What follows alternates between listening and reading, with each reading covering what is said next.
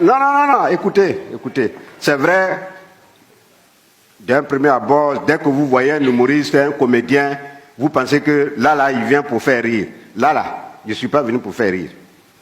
Donc, restez tranquille. Bon, je tiens déjà à vous affirmer que devant vous, vous avez quelqu'un qui n'est pas allé à l'école. Je suis analphabète, comme on le dit. Donc, je vais vous parler en français, français d'Abobo là. C'est ce que je vais vous parler. C'est que vous allez comprendre. Vrai ou faux?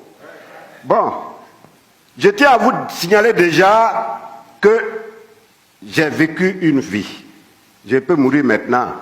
Il n'y a même pas de souci. Mais la vie en elle-même, c'est un combat. La vie est un combat. Mais un combat terrible qu'il faut mener de bout en bout.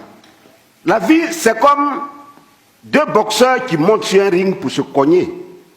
Toi, tu donnes des coups, mais tu en reçois.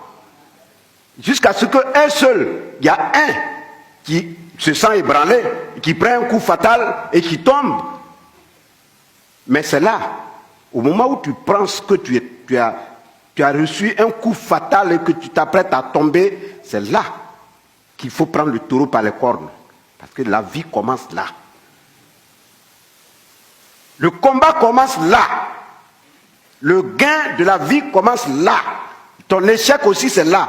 Si tu as programmé dans la tête que tu vas échouer, tu tombes. Il n'y a rien à faire. Eh bien, moi, je suis Michel Gouhou. Je suis né à Diateignois, un petit village situé à quelques encablures de la ville de Gagnois. C'est là que je suis né, de père et de mère, cultivateurs, mais pauvres.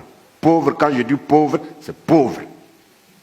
Le pauvre, c'est celui-là même qui n'arrive même pas à manger une seule fois dans la journée. Pour avoir à manger une banane même, c'est des difficultés. C'est là que je suis né. Alors, mais comme tous les enfants de mon âge, il faut que je parte à l'école. À 7 ans, je suis allé à l'école. À notre âge, à notre temps, il fallait avoir 7 ans, plus, mais peut-être même plus, avant de faire CP1.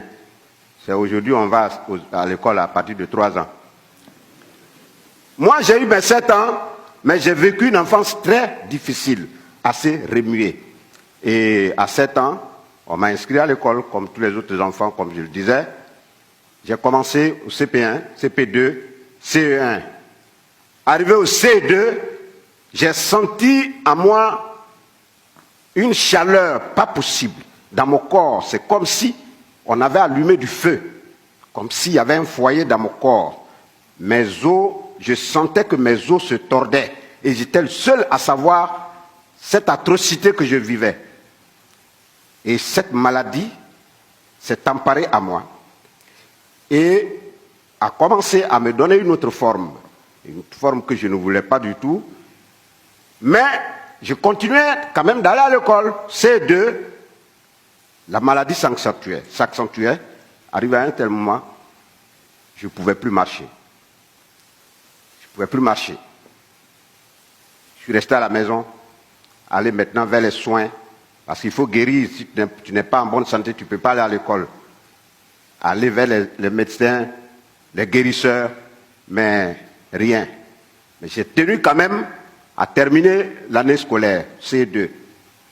Pendant les vacances, j'ai continué à chercher la guérison. Après les vacances, il faut reprendre les cours, CM1. Je reprends. Mais cette fois-ci, la maladie est descendue jusque dans les pieds. Et je n'arrivais plus à me déplacer. J'avais comme pour démarche une canne, avec la deuxième canne, ma main droite. Donc la canne, je m'appuyais sur la canne, mais pour lever le deuxième pied, je me faisais aider par le bras droit. Et c'était difficile. Et mon école était située à 1 kilomètre de mon lieu d'habitation.